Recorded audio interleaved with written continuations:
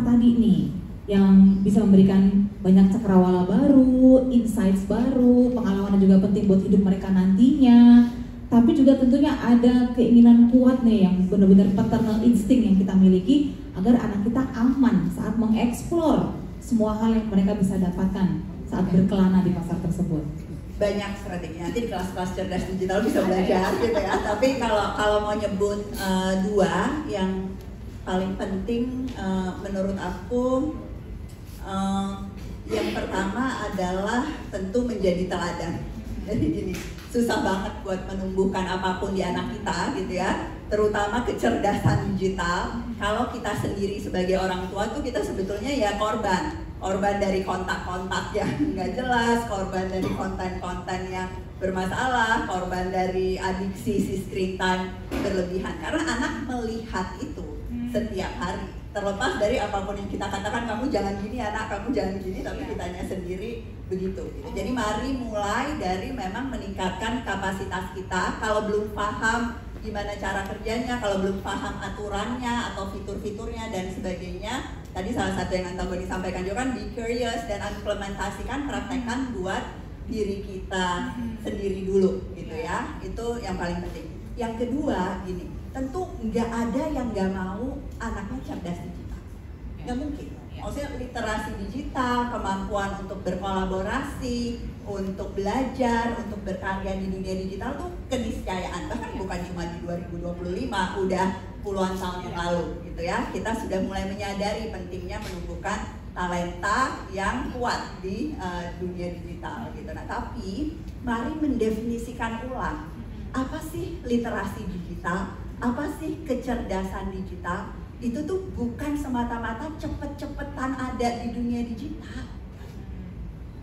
Kalau kita pengen, ada satu ilustrasi yang saya suka banget, saya lupa saya dengar dari mana, tapi salah satu psikolog dari luar. Kalau kita pengen anak kita itu pintar nyetir, semuanya mau ya, nyetir, nggak nabrak orang, mengikuti aturan di jalan raya dan sebagainya. Tapi apakah itu berarti anak kita dari kecil kita ajarin nyetir?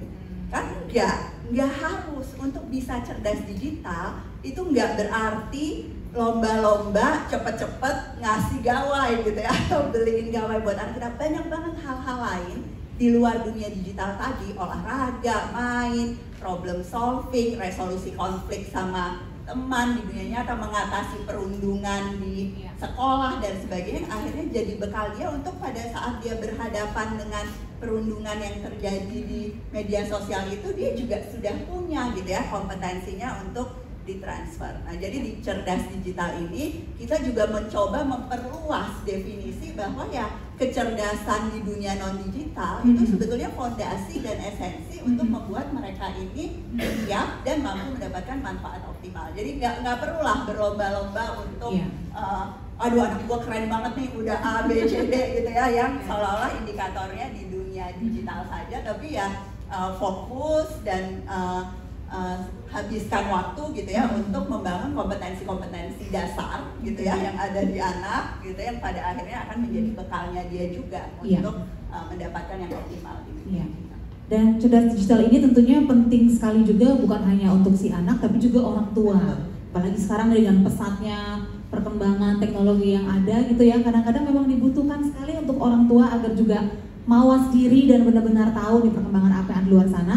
Karena orang tua jadi lebih pede juga Mbak Ella saat berkomunikasi dengan si anak. Dulu Mbak Ella aku pernah ingat banget di salah satu pertemuan lah yang Mbak Ella adakan ya, diskusi dengan orang tua seperti saya.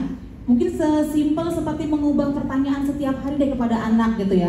Mungkin kadang-kadang karena nggak pede, nggak gitu ngerti kan ya apa sih yang dikerjain anak sebenarnya tiap hari. Jadi kita cuma udah berapa jam kamu main handphone gitu, atau udah stop ya main handphonenya ya, lama banget. Maksudnya udah, yang penting aku udah melakukan tugasku sebagai orang tua menjaga. Padahal sebenarnya kalau memang kita lebih percaya diri gitu ya, kita bisa lebih membuka percakapan dengan ada hal menarik apa saja yang kamu temukan di dunia online saat ini. Kamu tadi aplikasi apa saja yang kamu gunakan, mana yang kamu senang gunakan dan lain sebagainya. Boleh dong Mbak Ella, boleh elaborasi lagi tadi tuh pengalamanku itu dengan apa yang bisa dilakukan oleh orang tua nih dalam menjalin komunikasi yang baik dengan anak-anak. Ada beberapa hal kalau di keluarga kita bilangnya teknik komunikasi yang efektif gitu ya, yang salah satunya tadi seperti yang Siska sampaikan, ini udah lulus kelas ya rupanya. Itu jadi instead of menasehati gitu ya, bilang kamu sebaiknya begini, kamu jangan begini dan sebagainya, itu kita merefleksikan pengalaman kita sendiri juga. Jadi susah ya, emang susah sih, kadang-kadang mama juga suka nggak tahan pengen ngecek notifikasi gitu ya. Jadi bukan cuma bicara tentang kesempurnaan gitu ya seolah-olah kita ini, tapi menceritakan tantangan-tantangan kita yang membuat anak-anak juga jauh lebih kemarin nenek ngirim hoax tuh di grup WhatsApp keluarga dan sebagainya. Itu sesuatu contoh sehari-hari yang sebetulnya bisa jadi titik tolak percakapan kita dengan anak. Yang kedua, yang juga penting dalam konteks komunikasi itu membedakan mana yang perintah, mana yang pilihan. Nah itu juga seringkali susah tuh sis orang tua. Jadi mereka kadang-kadang yang kayak nggak bisa ngebedain kapan saya bilang ini handphone atau online game atau apapun gitu ya. Karena kan kalau kita bicara digital juga sebetulnya jauh lebih luas daripada medsos gitu ya. Kan banyak interaksi digital lain. Itu kapan harus berhenti, batasannya di mana, kapan dia punya pilihan. Jadi antara nggak boleh sama boleh sesudah PR-nya selesai, itu kan juga dua hal yang berbeda. Nah, kemampuan komunikasi orang tua dengan jelas seperti itu juga nggak semuanya punya. Nah, itu yang akan kita tumbuhkan juga gitu ya di kelas cerdas digital seperti ini. Sama yang paling penting sih sebetulnya menurut saya, yang namanya kemampuan komunikasi itu kemampuan mendengarkan sih. Gitu. Jadi kadang-kadang orang tua juga suka salah paham nih, ibu bapak, kemampuan komunikasi berarti harus ngomong lebih banyak gitu ya, ngomong satu arah, padahal mendengarkan anak gitu ya, betul-betul hadir dengan, kalau di keluarga kita bilangnya hadir dengan sepenuh hati dan seluruh tubuh gitu ya.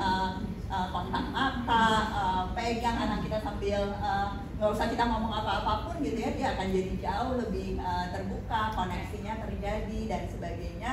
Itu juga keterampilan yang perlu dilatih gitu. Jadi kendalikan yang diomongin gitu ya, lebih hadir untuk mendengarkan apa yang ingin disampaikan oleh anak.